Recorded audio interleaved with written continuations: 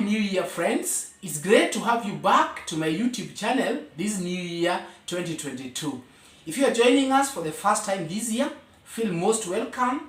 Kindly like and subscribe so that we may continue learning together.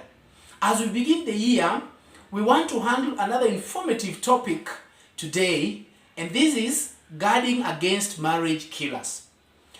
Today, we live in a very liberal world, and this liberalism has impacted heavily on a marriage, so much so that even the very survival of a marriage is on trial today. And so, it is a responsibility, and a solemn responsibility at that, for each and every partner in a marriage to try and make the marriage work.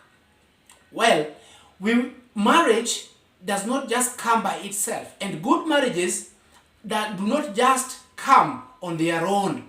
You've got to put a lot of work into a marriage to make it work. And so today, moving forward, we want to look at what are these things that can always constrain a marriage and maybe eventually kill a marriage, so that we may safeguard against them. Number one is failure to adjust. Many people live like they are still single, way so much into a marriage to the extent that it brings conflict between partners.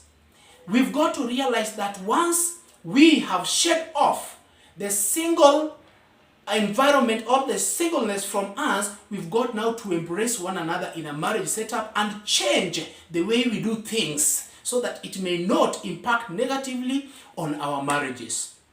Number two is insecurity.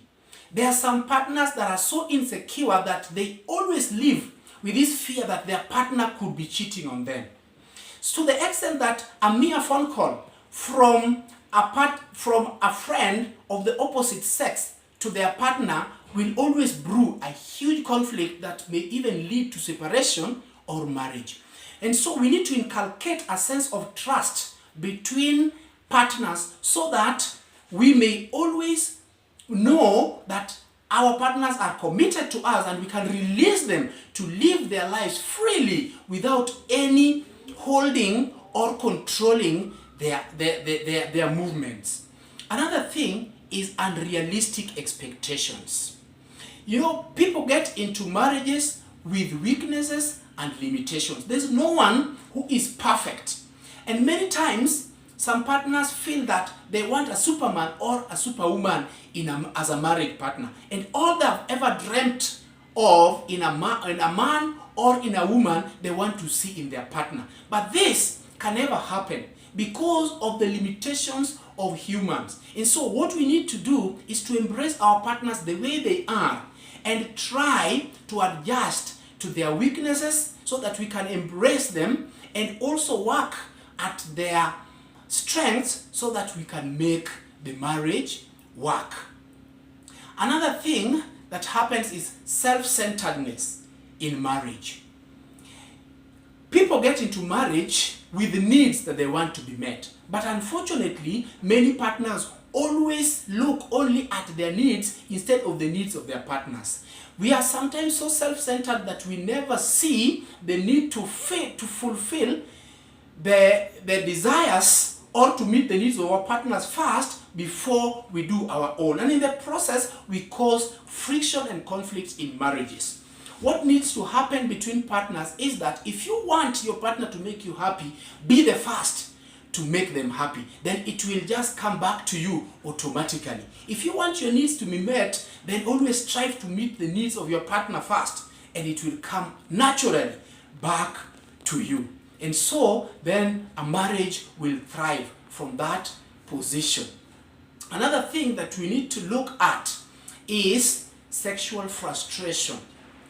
There are some partners that use sex as a weapon to get their needs met by their partners or to get whatever they want from their partners. They will withhold sex deliberately from their partners until they do that which they want their partners to do to them. But this is counterproductive in the long run because it will only push the partner to the hands of a stranger who will be too willing to be able to provide sex to their partner. And so let us give Partners should give each other conditionally and even stop sex rationing, because there are some that only yield to sex when they want it, and when they don't feel like, they stay away. And so we need to look into that. The last one is overcommitment.